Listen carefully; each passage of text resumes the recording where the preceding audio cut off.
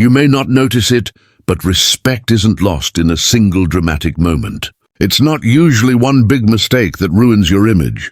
Instead, it fades away silently, almost invisibly, through small daily habits that eat away at your credibility and trust. That's the harsh truth. Respect is fragile. It takes years to build, but just moments or careless habits to destroy. And the worst part is, most people don't even realize when they are sabotaging their own reputation. The ancient Stoics knew this well. Marcus Aurelius, a Roman emperor who led through war, betrayal, and unimaginable pressure, once wrote in Meditations, "Waste no more time arguing about what a good man should be. Be one. Respect isn't about claiming it, demanding it, or shouting for it. It's about living in such a way that people naturally recognize it in you." Epictetus, born a slave and later revered as a great philosopher, reminded his students, "First say to yourself what you would be, and then do what you have to do." Respect, according to Stoicism, is rooted in character, your choices, your actions, your discipline. And every time you slip into toxic habits, you weaken that character. In today's breakdown, we're going to explore 7 habits that slowly and quietly destroy your respect. Habits so common that most people don't even question them, yet they carry heavy consequences. By the end, you'll not only recognize these traps, but also understand the Stoic strategies to eliminate them. So let's begin with the first 2 habits, because these are often the ones people underestimate most. Habit 1, talking too much and listening too little. Respect doesn't vanish because you lack intelligence or knowledge. Often it vanishes because you fail at something more fundamental, listening. Many people believe that if they speak louder, faster, or more often, they'll be seen as confident. But in reality, constant talking signals insecurity. It shows a lack of self-control. When you interrupt people, dominate conversations, or always rush to add your opinion, you unintentionally send a message. My thoughts are more important than yours. And nothing erodes respect faster than that silent insult. I remember early in my career, sitting in meetings and feeling like I had to prove myself. Every pause was an opportunity for me to jump in. Every idea someone else shared was a trigger for me to add my better perspective. At the time, I thought this was making me look sharp and engaged. But over time, I noticed the subtle reactions, colleagues sighing, avoiding eye contact, and later excluding me from meaningful discussions. That's when it hit me. I wasn't building respect. I was draining it. Epictetus taught, "We have 2 ears and 1 mouth so that we can listen twice as much as we speak." This wasn't just clever advice. It was a survival tool for relationships. When you listen deeply, people feel valued. They feel seen. And when you listen first, your words, when you finally speak, carry 10 times more weight. The Stoics practiced what we can call intentional silence. Before reacting, they paused. Before interrupting, they observed. Marcus Aurelius himself would reflect daily in his journals, asking whether his responses came from ego or reason. That's a discipline worth copying. So if you find yourself losing respect without knowing why, pay attention to this habit. Do you talk more than you listen? Do you interrupt to prove yourself? Or do you allow space for others, holding back your urge to dominate? The shift is simple but powerful. Listen first, then speak with intention. Because in the end, respect isn't earned by loud voices. It's earned by wise silence. Habit 2, breaking promises. Even the small ones, the second toxic habit, is one of the most devastating yet often overlooked, being unreliable. Nothing kills respect faster than a person whose word means nothing. Think about it. You can be intelligent, charming, even skilled, but if people can't trust you to follow through, your reputation collapses. It doesn't matter whether the broken promise is big or small. Every time you say you'll do something and don't, you chip away at your credibility. I once had a friend who was brilliant, full of ideas, endlessly charismatic. But he had one fatal flaw. He never followed through. He promised he'd show up but cancelled last minute. He committed to projects but delivered late or not at all. Over time, people stopped relying on him. Invitations stopped coming. Opportunities passed him by, not because he lacked talent, but because his words had no weight. Seneca warned of this very danger. A liar's punishment is not in the least that he is not believed, but that he cannot believe anyone else. In other words, when your promises lose value, you not only lose others' trust, you lose your own. You start doubting yourself, weakening your self-respect along with the respect of others. Reliability from a Stoic perspective isn't about perfection. It's about consistency. If you can't commit, don't promise. If circumstances change, communicate honestly. If you agree to something, treat it as sacred.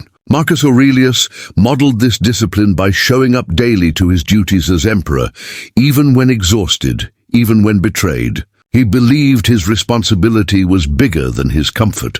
This principle applies everywhere. Your relationships, your work, even your self-care. If you promise yourself you'll wake up early or finish a task, but constantly fail, you're teaching yourself that your word is worthless. And the first step toward regaining respect is respecting your own commitments. So remember this, every small promise is a test of your integrity. Arriving on time, keeping your word and following through may seem ordinary, but they are extraordinary in today's world where reliability is rare. Be the person whose word doesn't need reminding, whose promise doesn't need a contract. That's how respect is not just gained, but sustained. Habit 3, interrupting others. The subtle sign of disrespect. Sometimes we think respect is lost in big mistakes, but in reality, it often slips away through the smallest gestures we repeat without realizing. One of the most underestimated, yet damaging, is the habit of interrupting others when they are speaking. You might think it's harmless. You might believe you're just engaging in the conversation, adding energy or showing interest. But every time you cut someone off mid-sentence, you unintentionally send a message. What I have to say is more important than what you are saying right now. And over time, that silent message chips away at the respect others have for you. I remember early in my career, I was full of ideas, eager to prove myself, and desperate to show everyone that I belonged in the room. During team meetings, I would constantly jump in before others finished their thoughts. Sometimes I would disagree, sometimes I would add value, but either way, I wasn't really listening. One day, my manager pulled me aside and said, "You're always ready to speak, but rarely ready to listen." Those words cut deep because she was right. I wasn't truly engaging with others. I was just waiting for my turn to talk. That's not confidence. That's ego in disguise. The Stoics remind us of this truth. Epictetus once said, "We have 2 ears and 1 mouth, so that we may listen twice as much as we speak." Listening is not a passive act. It's a discipline. It's a way of saying, "I value your perspective enough to give you my full attention." From then on, I started practicing what I call Stoic listening. Instead of jumping in, I'd pause, breathe, and let the other person finish, even if I already knew what I wanted to say. Surprisingly, not only did people start respecting me more, but I also started learning more. Because listening reveals truths that speaking too soon always hides. If you want to maintain respect, practice intentional silence. Respect isn't only about the words you speak. It's about the space you give others to speak theirs. Habit 4, complaining excessively, turning negativity into your identity. We all complain. About the weather, about traffic, about work. Complaining can feel like a small release valve, a way to let off steam. But when it becomes your default mode, it stops being harmless and starts becoming toxic. Here's the hidden danger. Constant complaining doesn't just hurt your mood. It slowly reshapes the way people see you. They stop associating you with solutions, creativity, or strength, and start associating you with negativity, helplessness, and defeat. I went through a phase where I complained about everything. If it was raining, I complained. If it was too hot, I complained. If someone upset me, I carried it with me for days, repeating the story to anyone who would listen. Until one day, a close friend told me bluntly, "Man, it seems like nothing is ever good enough for you." At first, I was defensive, but later I realized he was right. Complaining had become my identity. And the problem with that identity is simple. People start avoiding you because your energy is draining instead of uplifting. The Stoics had a radically different approach. Marcus Aurelius wrote, "Do not complain of the things which are not in your power." Instead, he encouraged us to act where we can and accept where we cannot. Complaining changes nothing. Action changes everything. The next time you feel the urge to complain, ask yourself 2 questions. Is this within my control? If yes, what action can I take? If no, can I accept it and move on? When you shift from complaining to acting, or to calmly accepting, you stop radiating negativity and start radiating strength. And people naturally respect those who remain steady, instead of those who always broadcast their frustrations. Respect grows when your energy uplifts others, not when it weighs them down. Habit 5. Breaking promises, weakening the value of your word. Few things damage respect faster than failing to keep your word. You can be smart, charming, and even skilled, but if people can't rely on you, they won't respect you. We live in a world where promises are thrown around casually. I'll be there. I'll call you back.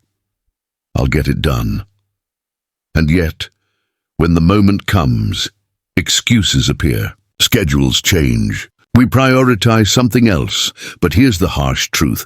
Every time you fail to follow through, your word loses value. And when your word loses value, you lose value. I learned this the hard way. A close friend once invited me to his carefully planned event. I promised him I would be there. I even said I wouldn't miss it for anything. But when the day came, I got caught up in something else. I thought, it's fine, it's just one event. But to him, it wasn't just an event. It was a test of trust. When I didn't show up, the friendship cooled, and eventually, it faded. That day I realized respect is built not on big gestures, but on the quiet reliability of your word. The Stoics placed immense value on integrity. Seneca wrote, "Nothing is more honorable than a man of his word." To them, your promise wasn't just a statement. It was a reflection of your character. If you know you can't commit, don't promise. If circumstances change, communicate honestly and early. And if you say you'll do something, follow through, no matter how inconvenient it becomes. Because in the end, reliability is rare. And rarity commands respect. Habit 6, gossiping, the poison that spreads faster than you. Realize, out of all the habits that erode respect, gossip might be the most deceptive. It often disguises itself as casual conversation, a harmless way to connect with others. But behind the laughter, behind the curiosity, gossip always leaves damage. Here's the raw truth. If you gossip with someone, they will assume you gossip about them too. And with that assumption, your credibility instantly weakens. I saw this play out in college. Among friends, gossip was practically a sport. Who was dating whom? Who failed an exam? Who had family drama?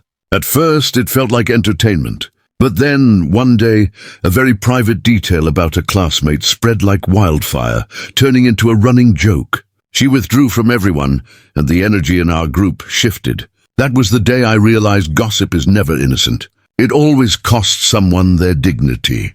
The Stoics were clear on this. Epictetus advised, if you hear something said, take care not to repeat it.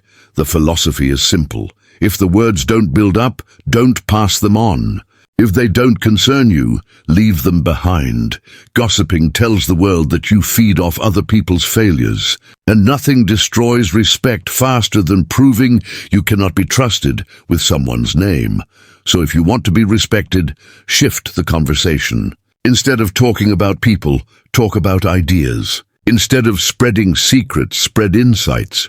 As the old saying goes, small minds discuss people, great minds discuss ideas. Every time you resist gossip, you strengthen both your reputation and your inner discipline. Habit 7, playing the victim, surrendering your power. The final habit is subtle but devastating. playing the victim. It doesn't always look like crying or shouting. Sometimes it shows up in constant blame. They always hold me back. No one gives me a chance. Life is unfair.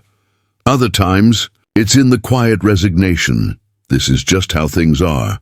Nothing will change. The danger of victimhood is that it convinces you that your power lies outside yourself. And once you surrender your power, people stop respecting you. Because respect is given to those who own their choices, not those who endlessly blame fate. I fell into this trap during a difficult season at work. Every missed opportunity, every criticism, I saw as someone else's fault. My boss didn't like me. My co-workers weren't supportive. The system was unfair. But the more I blamed, the less control I had, and the less people took me seriously. I was no longer seen as capable, but as fragile. The Stoics had a brutal but liberating reminder. Life owes you nothing. Marcus Aurelius wrote, "You have power over your mind, not outside events." Realize this and you will find strength. When I finally stopped asking, "Why is this happening to me?" and started asking, "What can I do with this?" everything shifted.